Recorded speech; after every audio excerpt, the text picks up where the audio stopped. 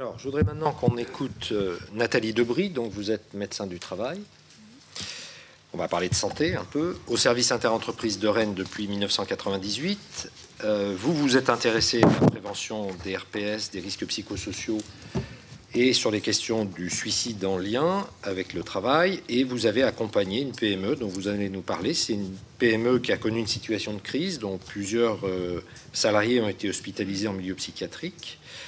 Et c'est une PME qui est spécialisée dans la vente et qui a 250 personnes.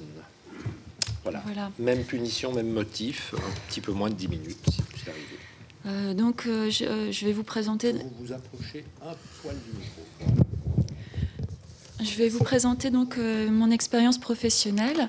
Je suis médecin du travail à l'association, comme vous venez de le dire, depuis 1998. Et donc, je suivais cette PME depuis mon entrée dans le service. Je vais vous montrer comment j'ai été amenée à sortir du cadre et mettre en œuvre des coopérations très constructives dans cette entreprise. En 2006, je suis particulièrement sollicitée pour des demandes de visite occasionnelles par les salariés sur 2 sujets. Un service dans lequel plusieurs employés, comme vous disiez, sont en situation de grande souffrance, avec des arrêts multiples, des arrêts qui peuvent être longs, de plusieurs mois, et des hospitalisations en milieu psychiatrique. Donc ça peut aller jusqu'à des idées suicidaires que des personnes me décrivent comme étant en lien avec le travail, dans des conditions de travail qui se sont dégradées et le management de proximité étant mis en cause. Dans la même période, de nouvelles méthodes de vente sont mises en place à l'initiative de la direction nationale, puisque c'est une entité sur Rennes, mais d'une enseigne nationale. Et dans l'idée de professionnaliser le métier de vendeur. Donc ça va consister dans l'équipement du personnel de micros, et ils ont comme prescription d'utiliser un discours stéréotypé dans l'accueil des clients et dans la façon de mener la vente, avec une double écoute par le hiérarchique qui est en retrait à ce moment-là. De nombreuses personnes, surtout les plus anciennes, se sentent malmenées dans leur intelligence et dans le savoir-faire qu'elles avaient développé au fil des ans, comme si elles avaient été bonnes à rien depuis 20 ans, et donc malmenées dans leur engagement dans le travail. Donc je constate des sentiments de déception, découragement, colère, mal-être, non-reconnaissance, et un mouvement social monte en parallèle. Pendant les consultations, je constate de nombreux signes de souffrance physique et psychique. Les gens en ont plein le dos. Il y a de la peur, peur de ne pas y arriver, peur d'être viré. L'inspecteur du travail, un ingénieur de la CARSAT, s'invite en CHSCT. Fin 2006, je propose à la direction et au CHSCT de mener une enquête sur les conditions psychologiques de travail afin d'essayer de quantifier le niveau de stress et faire émerger des éléments de compréhension. Nous retenons le questionnaire de Karasek, qui est un grand classique et qui est utilisé dans les enquêtes Summer.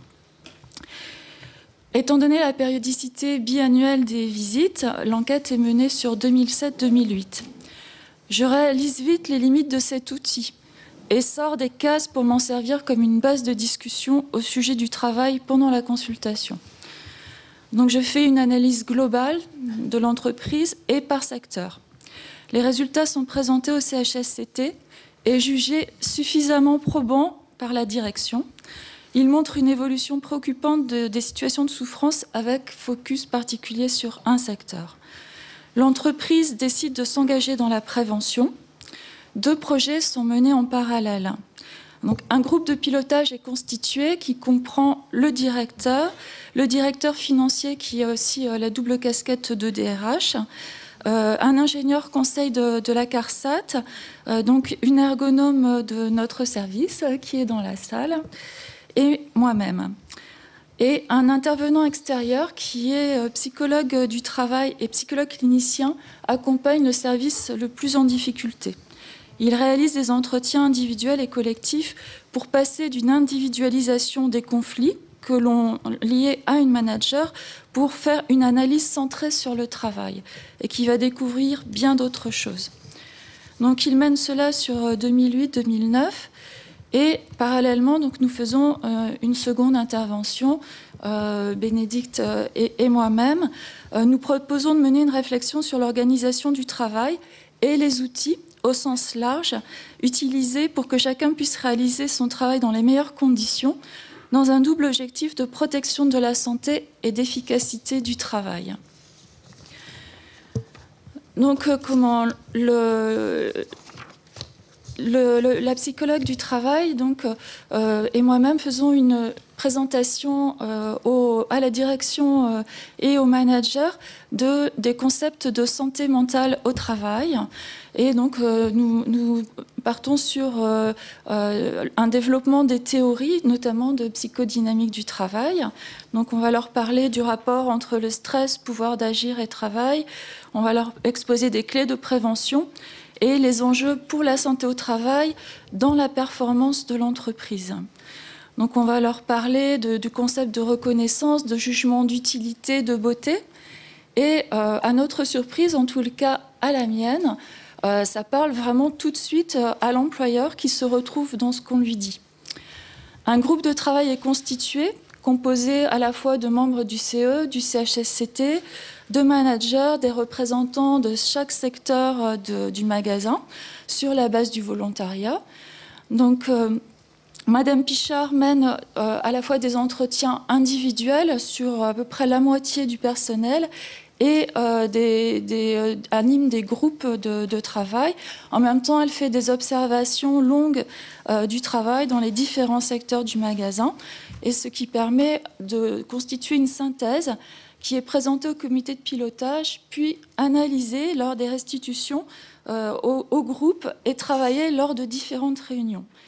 Dès que l'on a commencé à parler vraiment du travail, on a vu que l'entreprise passait d'une posture vraiment où nos relations étaient très tendues et où ma collègue et moi-même devions justifier de tout à une posture de coopération.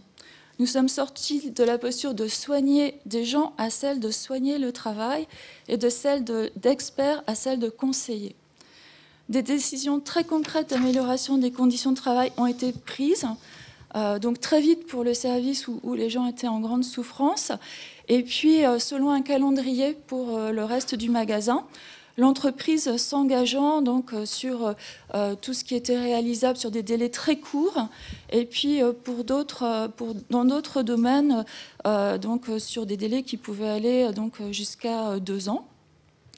Et donc ils intitulent cette action « Comment mieux travailler ensemble ». Donc ils s'engagent à travailler dans la durée, affirment leurs valeurs, leur attachement au bien-être des salariés. Et donc, ça marche puisqu'aujourd'hui, la coopération se poursuit. Donc, on avait commencé le travail sur 2006 et donc, ça continue. Donc, lors de toutes les réunions de CHSCT, on enrichit le DU dans un souci, ça se passe vraiment dans un souci de concertation. C'est les salariés qui vont, les salariés du CE et puis d'autres qui faisaient partie du groupe de travail initial, qui vont interviewer leurs collègues et donc voilà, les problèmes sont amenés en CHSCT et des décisions sont prises tout de suite. Donc, c'est notamment, vous parliez des coopérations, apprendre à connaître le métier des uns et des autres. Donc, tous les nouveaux embauchés ont un parcours dans l'entreprise, un peu un vie ma vie.